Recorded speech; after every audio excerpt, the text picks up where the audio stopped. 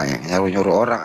Sesuai perikop nih, Perikopnya perceraian. karena gini bang, Perikopnya perceraian. dengar dulu, karena gini, setiap kalian itu membuat suatu debat, kalian mencocol-cocol ayat tanpa melihat perikop. Jadi seperti ini bang, seperti cerita, gini loh bang, saya diam dulu mau cerita. dibacain dulu, sialan, diam dulu mau dibacain.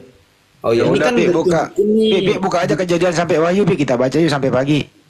Gini, ini kan udah ditunjukin nih, perikopnya kan perceraian. Nih, perceraian. Matius 19:29. Nah, coba itu. Coba dicocolnya gimana tuh kalau perikop judulnya perceraian, gimana dicocolnya tuh coba. Dan setiap orang yang meninggalkan rumahnya, saudaranya laki-laki atau saudaranya perempuan, ya bentar mas, bapak atau ibunya, anak-anak atau ladangnya akan menerima kembali 100 kali lipat dan akan memperoleh hidup yang kekal. Ya, di sini kan gak ada kata istri nih.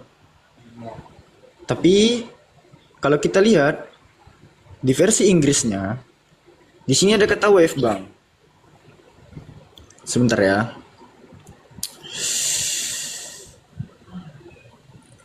Nih, nih di versi RNKJV nih. And everyone who has left houses or brother, ya, or sisters, or father, or mother, or wife di sini. Bener nggak nih? Ada kata istrinya di sini. Nah, kita lihat di dalam teksnya. Di dalam original teksnya, nih ya, Matius 19:29, Textus Receptus ya. Kai pas os aveken oikias I adelpos I adelpas I patera I metera I gunaika. Di sini ada gunaika nih. Gunaika ini artinya istri. Tapi itu hanya untuk pengikutnya. Anda kan bukan pengikutnya Yesus. Tadi kan saya dan terus di terjemahan bahasa Indonesia tadi ada nggak dikatakan istri? Ya dihilangkan. Hah? Dihilangkan LAI bang. Dihilangkan sama LAI. Kenapa? Karena di Indonesia ini bukan pengikut Yesus. Di Indonesia ini pengikut Paulus. Dihilangkan gimana? Ya tadi original teksnya ada istri. Guneka. Kita buktikan aja dihilangkan. Kalau di terjemahan baru edisi 1974 kan gak ada kata istri. Coba kita lihat di MILT tahun 2008, di sini ada kata istri nih. Setelah kata atau ibu atau istri nih. Bahasa Indonesia ya. Ya. Nampak? Oke, udah. Nah, berarti LAI kita baca dengan tenang. Silakan. Kita baca dengan tenang. Dan setiap orang yang karena namaku meninggalkan rumahnya, meninggalkan rumahnya, saudaranya laki-laki atau saudaranya perempuan, bapak atau ibunya, anak-anaknya atau ladangnya akan menerima kembali 100 kali lipat dan akan memperoleh hidup yang kekal. Abang ngerti nggak maksudnya itu bang? Abang ngerti nggak maksudnya itu? Oke, kita bikin di situ ada istri, kita bikin di situ akan menerima 100 kali lipat. Abang ngerti nggak artinya itu? Ya ngertilah. Apa? Siapa yang meninggalkan kemudian istri akan mendapatkan 100 istri. 100 istri. Iya.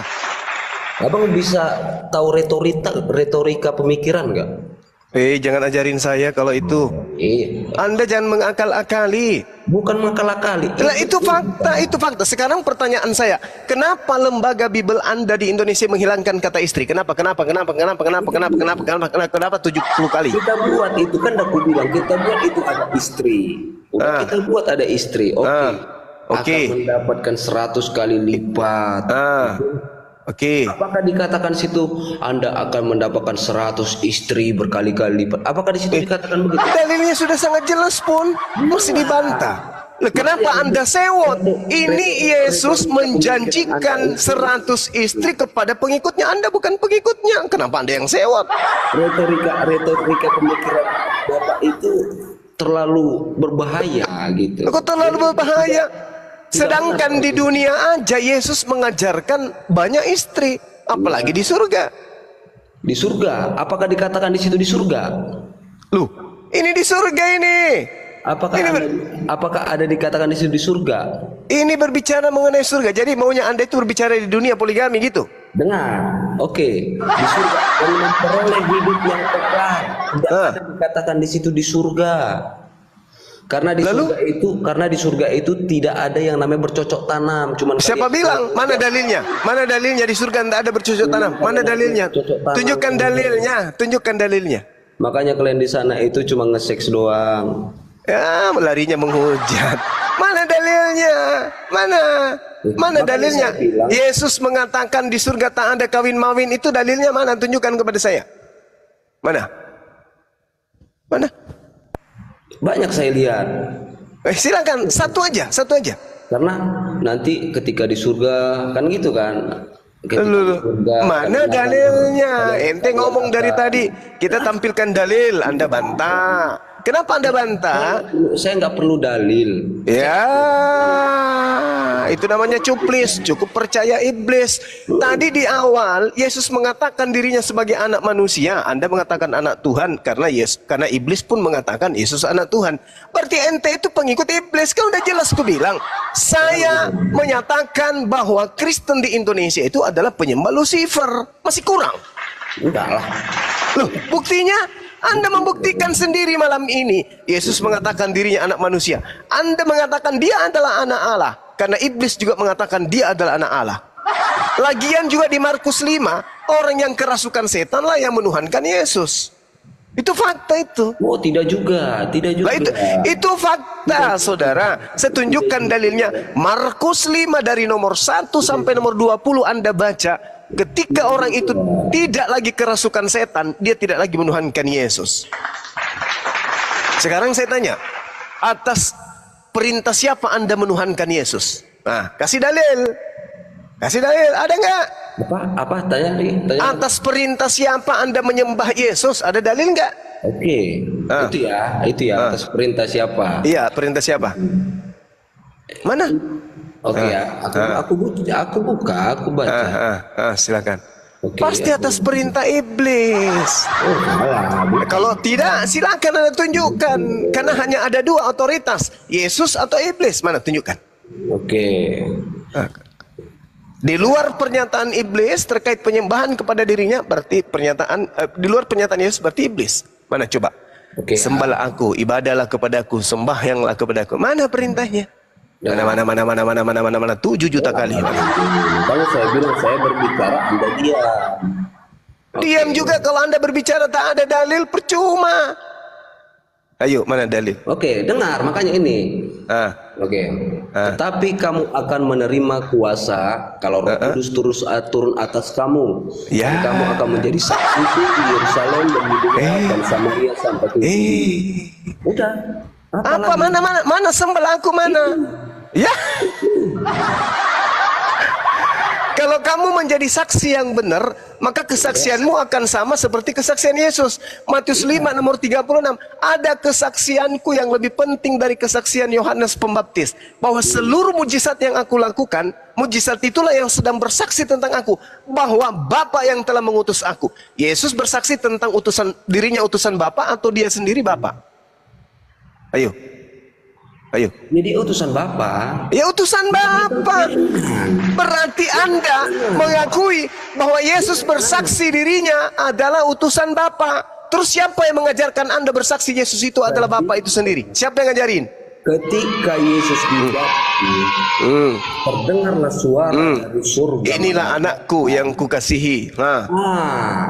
Terus Bapa langsung berkata, inilah anak yang kukasihi. kepadanya aku berkenan. Mana perintahnya untuk menyembah anaknya? Kepadanya aku berkenan. Berarti setiap apa perkataan dia, berarti itu sudah berkenan di hadapan Allah Bapa. Ya mana perkataannya untuk menyembah dirinya mana? Ini aneh. Kok jadi aneh? Bego jadinya orang gue bikin. Ya. Mana dalilnya? Di dalam Matius 3, coba Anda baca. Matius 3 nomor 16. Begitu besar kasih Bapa akan dunia ini, maka Bapa menganugerahkan anaknya yang tunggal. Barang siapa yang percaya kepadanya. Sekarang Yesus mengatakan apa? Bapak aja mengatakan bahwa itu anaknya. Ngapain Orang Yahudi ketika berbicara mengenai anak Elohim, itu berbicara mengenai orang-orang yang soleh, orang-orang yang taat kepada Elohim. Tidak Bukan perlu. Kok tidak perlu pula? Mana dalilnya? Nyembah Yesus mana? Perintah nyembah Yesus. Karena Yesus itu tidak kekurangan otoritas kalau dia tidak Kata mengatakan. siapa? Kata siapa? Kata siapa? Otoritas. Kata siapa? Siapa yang ngajarin Anda bicara kayak gitu? Siapa? Tidak kekurangan otoritas. Aku tidak bisa berbuat apa-apa dari diriku sendiri. Itu kata Yesus.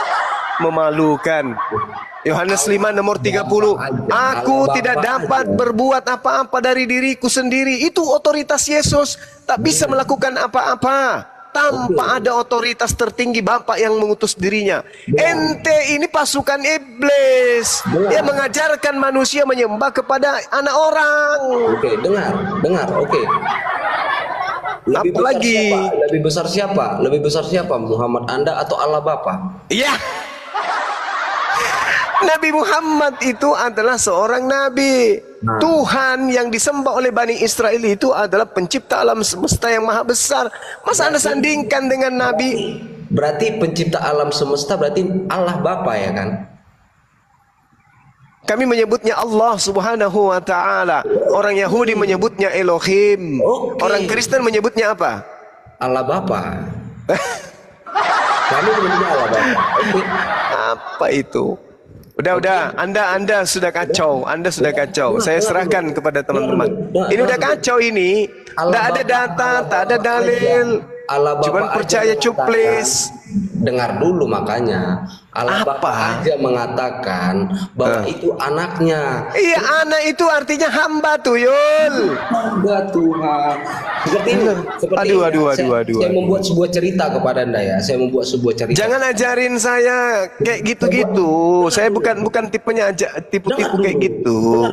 Saya Pertama, cerita kepada Anda. Pertama dari awal Anda sudah keteteran. Ya, enggak Ini yang keempat. Tadi Yesus menyajikan 100 istri, Anda keteteran lagi. Makanya Anda. Sekarang Yesus menyembah kepada dirinya, Anda keteteran lagi. Terus apa yang harus saya dengar?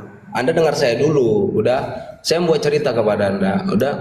Ketika Anda seorang bapak mempunyai anak dan ada pengerja Anda di situ yang tidak ada utusan darah, oke ya, yang tidak sedarah. Apakah Anda berani memberikan harta Anda kepada orang lain daripada anak Anda? Saudara, orang berdiskusi itu pakai dalil. Kalau tidak dalil itu dongeng namanya. Dengar. Kita berasumsi apa? Yesus aja mengajarkan kepada umat-umat Kristen itu tentang perumpamaan. Udah. Yesus yang Anda maksud itu, Yesus yang Anda maksud itu adalah makhluk. Makanya yang datang ngaku-ngaku Yesus. Orang Kristen itu tidak mendengar yang namanya apa katanya. Loh, mana buktinya? Mana katanya? Mana ucapan Yesus sembahlah aku? Apanya? Dia tidak perlu mengatakan seperti itu. Cuman Yesus memerintahkan menyembah kepada yang di langit atau menyembah kepada dirinya yang ada di bumi? Ini namanya Anda masuk ke Trinitas. Ini namanya Anda masuk ke Tritunggal. Mulai ngaco lagi, lari saya ke Tritunggal katanya. Berarti Yesus itu juga Trinitas, Tritunggal, karena Yesus mengajarkan menyembah kepada yang di langit. Aduh, kacau Anda. Iya, saudaraku, mending Anda turun daripada Anda babak belur. Kan tadi Anda bertanya, Islam ini kenapa selalu bahas-bahas? Karena Islam ingin mendamaikan Anda dengan Yesus yang asli, karena Anda itu pengikut Yesus yang palsu. Di mana Yesus yang asli? Yesus yang asli mengajarkan dirinya sebagai manusia. Yesus yang palsu mengajarkan dirinya AO, Alpha dan Omega. Mengaku bintang timur, mengaku Lucifer, mengaku iblis. Itu Yesus yang palsu. Kacau pemikiran Anda ini. Kacau. Sekarang saya tanya, siapa yang datang mengaku Yesus kepada Paulus? Akulah Yesus yang kau niaya. Siapa itu? Ya Yesus lah. 20 tahun setelah Yesus naik ke langit, muncul suara didengarkan oleh Paulus. Akulah Yesus. Itu siapa? Ya Yesus sendiri. Dari mana Anda tahu bahwa itu Yesus? Sementara di situ tak ada wajahnya. Karena dikatakan Yesus, dari buahnya lah engkau mengetahui. Ya, nah sekarang lihat buahnya. Dari pengajaran makhluk yang bernama Yesus itu kepada Paulus, Paulus mengajarkan kalian menyembah kepada Yesus, betul? Ya. Nah, bagus. Itulah buahnya. Coba baca Matius 7 nomor 15 sampai nomor 23. Allah. Apa? Dia adalah Allah. Kata siapa? Kata siapa? Aniaya itu. Iya, makhluk itu mengaku, aku adalah Yesus, manusia dari Nazaret yang kau aniaya. Itu pengakuan makhluk itu. Yesus sudah 20 tahun di langit, muncul makhluk itu. Itu makhluk siapa yang ngaku-ngaku Yesus itu siapa? Dari mana Anda mengatakan, dari mana dasarnya Anda mengatakan bahwa suara itu adalah Yesus itu sendiri? Apa dasar Anda mengatakan itu Yesus? Anda tahu Paulus? Tahu dia adalah nabi palsu. Itulah Anda terlalu bodoh pemikirannya. Kok jadi bodoh saya, Bung? Yesus mengatakan begini, ya, apabila sang pembinasa keji duduk di atas tempat yang suci atau berdiri di atas tempat yang kudus, seperti yang dinubuatkan kemudian oleh Nabi Daniel. Apa yang terjadi? Tanda-tandanya sang pembinasa keji adalah apabila ada orang berkata, ada Yesus di sini, ada Yesus di sana, jangan kau percaya, sebab Yesus palsu beserta nabi-nabi palsu akan datang dan menyesatkan banyak orang. Terus itu kata Yesus. Pertanyaan saya, tunggu. Kau dengar saya dulu, Bang. Ya. Di situ Yesus mengatakan kepada muridnya, akan datang Yesus palsu, mengaku Yesus palsu, mengaku Yesus tapi Yesus palsu.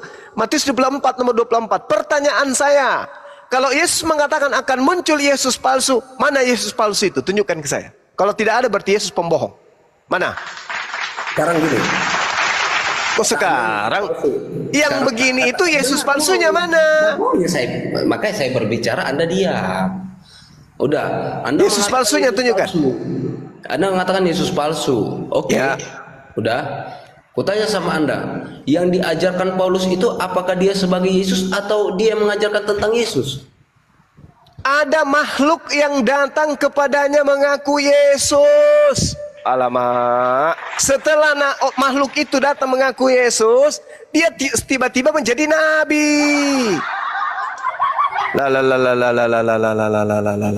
Pertanyaannya, 20 tahun setelah terangkat ke langit, ada makhluk datang mengaku Yesus kepada Paulus. Makhluk ini siapa? Siapa yang mengangkat Paulus menjadi nabi? Kutanya dulu. Loh, dia sendiri yang mengaku nabi.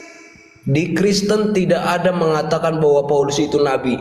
Dia adalah rasul. Disitulah kesalahan Anda. Nabi itu penerima wahyu. Sekarang saya tanya, 13 buku yang ditulis oleh Paulus ini wahyu atau bukan? Gimana? Ya nggak tahu. Gimana tadi? Jangan belagak budak, bro, dengerin orang ngomong. Iya, gimana tadi? Gimana? 13 buku yang ditulis oleh Paulus itu wahyu atau karangan saja? Wahyu. Berarti dia nabi. Di Kristen tidak mengatakan bahwa Yesus itu Terserah, ini sekarang tak ajarin yang disebut nabi itu penerima firman. Dia tidak pernah disebut sebagai nabi. Dia tidak disebut nabi. Kenapa? Karena takut kemudian nabi palsu itu ketahuan kalau dia itu adalah dirinya. Dia tidak pernah disebut nabi. Loh. Jelas di dalam Matius 24 nomor 24. Berarti Anda yang mengarang-arang bahwa Saya tidak sedang mengarang. Saya tidak sedang mengarang. Yang disebut nabi adalah orang yang mengaku bertemu dengan Tuhan dan menuliskan sebuah firman yang berasal dari Tuhan. Menuliskan firman. Sekarang pertanyaan saya, apakah Anda pernah membaca Bilangan 12 nomor 6? Jika ada di antaramu seorang nabi, aku Tuhan akan menyatakan diriku kepada mereka melalui mimpi, melalui penglihatan mereka, dan berkata kepadanya melalui mimpi. Sekarang pertanyaan saya, yang dituliskan Paulus itu firman Tuhan atau bukan? Anda akan mengatakan firman Tuhan. Berarti dia nabi. Meskipun Anda tidak mau mengakuinya. Tapi ingat, sekali lagi. Ingat tapi. Saya balik lagi. Tapi ingat. Sekali lagi. Ingat tapi. Dalam Kisah Rasul 13 nomor 1. Paulus disebut nabi. Tidak ada disebut nabi di situ. Baca Kisah Para Rasul 13 nomor 1. Paulus disebut nabi dong. Tidak ada di situ disebut nabi. Baca. Ayat berapa? Aduh, Ayat berapa? Kisah Para Rasul berapa? 13 nomor 1. Cak Ayu, kamu tuh membantah aja tapi tidak tahu dalil. Dari tadi nggak ada bawa dalil. Makanya diam kalau saya lagi diam. Ayo silakan Dinda Alfi dibesarin. Udah. Pada waktu itu dalam jemaat di Antioquia ada beberapa nabi dan pengajar yaitu Barnabas, Simeon, Niger, Saulus. tidak ada dikatakan Paulus. Itu yang di terakhir itu apa? Kamu pikir itu bom? Itu ditunjukkan. Nah, besarin. Nah, tuh. Nah, besarin lubang hidungmu supaya kau bisa baca. Nah, apa itu? Saulus. Siapa itu?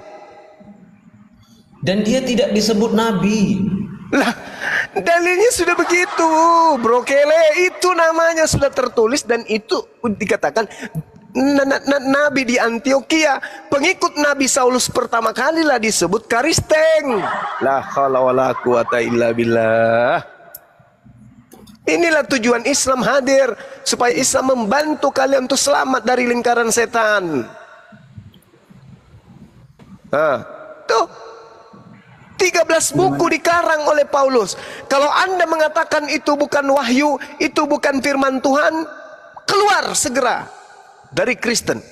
Tapi kalau Anda mengatakan itu adalah firman Tuhan, maka tanamkan dalam hati Anda, berarti Paulus itu adalah nabi yang menyembunyikan identitas kenabiannya. Kenapa? Karena Yesus berpesan, waspadalah kepada nabi palsu.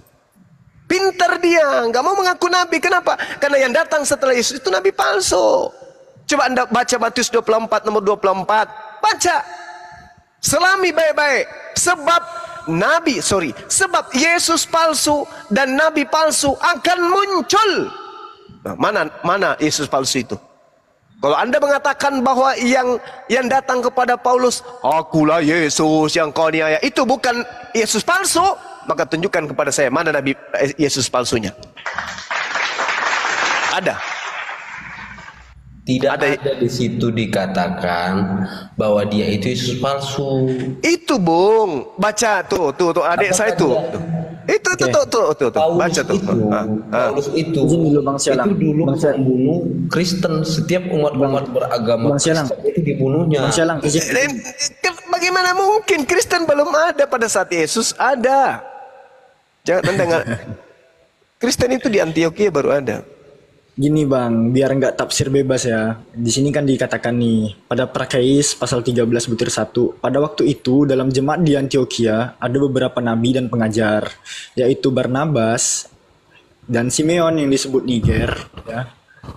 Lalu ada Lukius orang Kirene dan Menahem yang diasuh bersama Raja Herodes dan Saulus. Kalau kita lihat di sini Bang, di sini kan ada tafsiran dan catatan nih. Biar kita nggak tafsir bebas nih. Alfi menukil dari misalnya nih kita ke Yerusalem ya. Pada footnote atau catatan kaki ya, Yerusalem ini dikatakan begini mengenai nabi ya, karunia yang menjadi ciri khas pengajar atau didaskalos bahasa Yunania, menyanggupkan dia memberikan pengajaran akhlak serta itikat kepada para saudaranya. Pengajaran karena biasanya berdasarkan pada kitab suci, kelima nabi dan pengajar yang disebutkan di sini. Ini kelima nabi dan pengajar yang disebutkan di sini. 5 orang tadi itu nabi dan pengajar. Oke, 5 orang itu nabi dan pengajar kan? Nabi dan pengajar. Ya. Sabar, saya belum selesai. Kan? Sabar, saya belum selesai. Ini udah kena Anda. Oke, nabi dan pengajar. Oke. Sabar, saya belum selesai. Boleh enggak saya lanjutkan? Nah, ini kan baru di Yerusalem. Sekarang kita ke Matthew Henry. Kalau Anda nggak tahu Matthew Henry, ini parah sekali Anda. Kalau kita lihat di dalam Matthew Henry sendiri, di sini ya, kita lihat di ayat 13:1-nya. Nih. dijelaskan di sini. Banyak yang menjadi pengajar tetapi bukan nabi. Namun mereka yang disebutkan di sini ya, Kisah Para Rasul 13:1, mereka yang disebutkan di sini ada kalanya mendapat ilham ilahi dan menerima petunjuk langsung dari langit ya, sorga katanya, pada kesempatan-kesempatan khusus yang membuat mereka disebut nabi. Disebut apa, Bang? Udah bisa. Disebut apa? Udah bisa saya bicara? Disebut apa? Oke, Disebut nabi. apa? Oke, nabi. Nabi kan, nabi. siap. Oke. Udah bisa Lanjut, saya Bang Zuma. bicara? Iya. Ya, oke. Udah ya. Kalian bilang Paulus itu nabi kan? Bukan saya yang bilang, Bang. Kitab Anda yang bilang. Ya, kitab saya tidak ada pernah mengatakan bahwa dia nabi. Dia rasul, pengajar. Udah ya? Dengar. Makanya saya bilang jangan baca-baca seperti itu. Udah. Pada waktu itu dalam jemaat di Antioquia ada beberapa nabi dan pengajar. Oke ya? Nabi dan pengajar. Yaitu Barnabas dan Simeon ya, yang disebut Niger, dan Likius orang Kinere, dan Menanhem. Sampai Menanhem itu ialah nabi yang diasuh bersama dengan raja wilayah Herodes dan Saulus. Itu yang mengasuh Menanhem itu adalah Raja Saulus dan adalah Herodes dan Saulus. Saulus itu seorang rasul, bukan nabi. Jangan Anda samain itu semua. Makanya jangan baca-baca seperti itu. Anda tidak mengerti Alkitab, malah Anda mengatakan bahwa dia nabi. Izin ya sekali lagi. Menanhem itu diasuh oleh Saulus. Izin ya sekali lagi, izin besarkan layar. Kalau Anda lama-lama saya lihat, Oke. jangan mentolongkan Izin. orang. Iya, Bang. Gini. Ini sebenarnya guru-guru saya capek nih, makanya izin ya. Oke, kita sebenarnya yang lebih berotoritas itu bukan Anda, Bang, tapi siapa? Matteo Henry komentari gitu. Saya membawakan langsung dari website Alkitab Sabda ya. Ini website milik orang yang nggak sunat, nggak sholat Jumat, pemakan B2. Sabar bang. Sabar dulu. Sabar dulu. Aku bicara. Udah. Jangan Anda mengklaim kebenaran yang hanya dicabut-cabut dari sini, yang dikatakan ini. Sekarang saya berkata kepada Anda, ketika manusia disebut dari monyet, apakah itu langsung diklaim benar? Gini bre, aku ngambil ini dari website Islam nggak, itu pertama. Ini sabda ya, di bawah naungan LAI lembaga. Diam dulu, mute dulu. Bisa nggak di-mute dulu? Ini di bawah naungan Lembaga Alkitab Indonesia. Ini Matteo Henry, ini bukan lagi tingkat nasional tapi internasional itu. Komentarinya diakui gini. Bahkan sekelas Pak BN pun, Bambang Nursena pun, dia mengambil tafsiran dari sini nih. Kalau Anda kenal siapa Bambang Nursena, Anda pasti tahu siapa Matteo Henry. Itu pertama tuh. Kalau Anda menolak apa yang dinyatakan oleh Matteo Henry, wah, mohon maaf bre. Gitu. Baiknya Anda kembali lagi ke sekolah tinggi teologi dulu untuk belajar lagi. Anda yang harus belajar, Bang. Udah di situ dikatakan beberapa nabi dan pengajar, bukan ada beberapa nabi. Kalau ada beberapa nabi tidak disebut di situ pengajar, nah berarti fix dia itu nabi. Ini dikatakan beberapa nabi dan pengajar. Udah. Dan sampai di Menanhem itu adalah nabi yang diasuh oleh Saulus di wilayah Herodes. Izin dulu. Anda tadi kan suruh saya belajar. Tolong ajarin saya baca ini dong. Saya tidak mengerti baca-baca seperti itu. Anda yang baca. Ya udah. Udah kelihatan kok kapasitasnya kawan-kawan. Silakan. Saya hanya memegang Alkitab saya. Ya, jadi udah kelihatan lah kapasitasnya. Matteo Henry ditolak, Greco ini nggak bisa baca ya. Allah alam bisa jawab. Silakan guru-guru Alfi yang lain. Sekarang Kak Siran.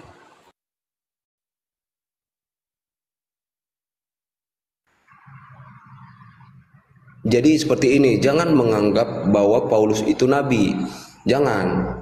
Karena di Alkitab itu jelas-jelas dikatakan dia itu rasul dan bukan nabi. Dia itu seorang pengajar. Makanya di situ dicatat ialah nabi dan pengajar. Kalau cuma nabi disebut itu berarti dia fix nabi. Ini nabi dan pengajar. Sampai di Menanhem itu adalah nabi.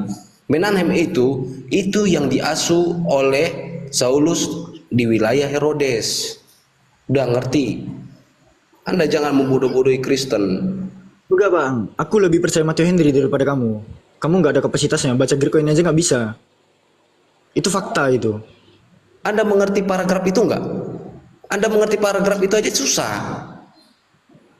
Bukan, saya lebih mengakui Pemikiran Anda tafsir itu, Matteo Henry daripada retorik kamu. pemikiran Anda itu berat gitu loh. Bukan. Anda tidak mengerti. Gini, saya lebih mengakui siapa pakarnya yang diakui oleh kalangan mayoritas kekristenan daripada tafsiran kamu sendiri gitu. Matteo Henry dan Matteo Fono Henry itu Yerusalem mengatakan itu mengakui. apa?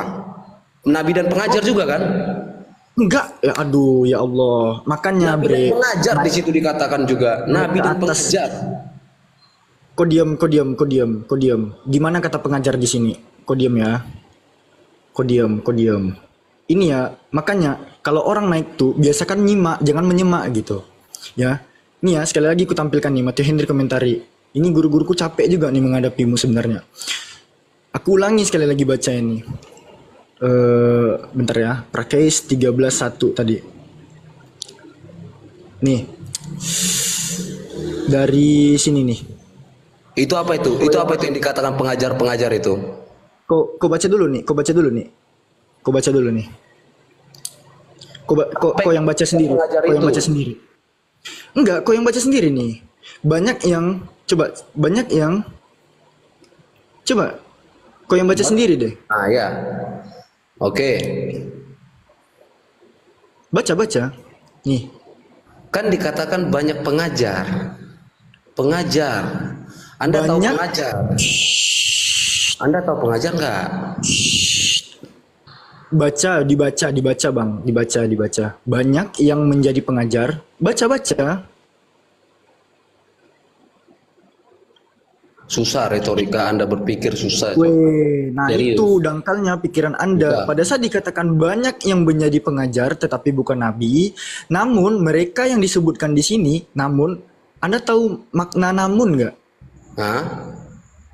Banyak yang menjadi pengajar tetapi bukan nabi, namun mereka yang disebutkan di sini, Ya. Prakais, ya, ada kalanya mendapat ilham ilahi dan menerima petunjuk langsung dari surga dalam kesempatan-kesempatan khusus yang membuat mereka disebut sebagai apa? Mana kata pengajar di sini? Oke, yang disebut nabi. Nah. Namun, apakah namun itu langsung dikatakan fix benar? Loh, Namun itu tidak Makanya. harus dikatakan fix benar. Kalau namun udah, tapi Dah. kalau pasti itu baru Jadi fix. betul ya kawan-kawan ya. Tritung ini jangankan Greco-nya atau Yunani ya gitu ya. Bahasa Indonesia aja masih gagal paham mereka gitu. Baca kitab ini kitab full subtitle. Gini bre, kitab Anda ini udah full bahasa Indonesia, full subtitle gitu. Ini aja bahasa Indonesia aja kalian masih gagal paham. Apalagi kalian digiring ke Greco-nya gitu. Sekelas Matteo Henry aja ditolak loh. Kurang ajar nih memang Tritung-Tritung ini ya. Itu dikatakan namun. Anda mengerti namun nggak? Apa definisi namun di dalam KBBI? Apakah namun itu langsung disebutkan Apa definisi langsung namun di fix? dalam KBBI? Apa Ya, definisi coba. namun di dalam KBBI? Coba dulu. Apa? Apa definisi namun di dalam KBBI? Namun Ya, itu, kan Anda paling namun paham. itu apakah itu disebut langsung fix atau hanya berandai-andai atau hanya apa gitu loh? Apa definisi namun di dalam KBBI? Itu Satu. tidak harus dikatakan fix kalau namun. 2, 3 nggak tahu. Siap. Gimana Ustadz Alif, Bang Andi, Bang Perah, Ustadz Yusuf, Bang Zuma, monitor? Oke lah. Sulit Pi, sulit Pi.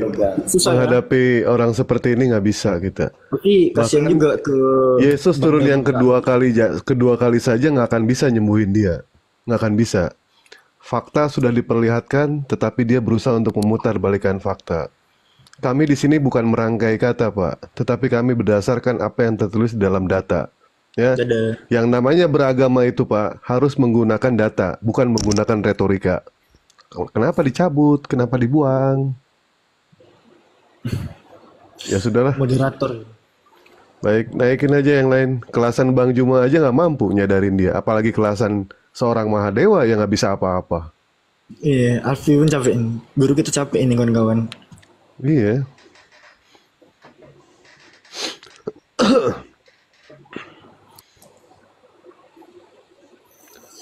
Silakan naikin yang lain.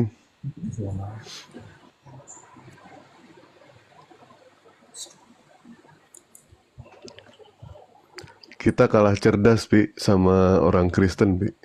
Wih, cerdas Kalah sekali kita. mereka, Bang. Iya, Cerdas sekali mereka itu. betul. Saking cerdasnya orang Kristen, Tuhan saja mereka ciptakan, Pi. Orang menciptakan mobil, kereta api. Orang Kristen mah beda. Tuhan ya mereka ciptakan.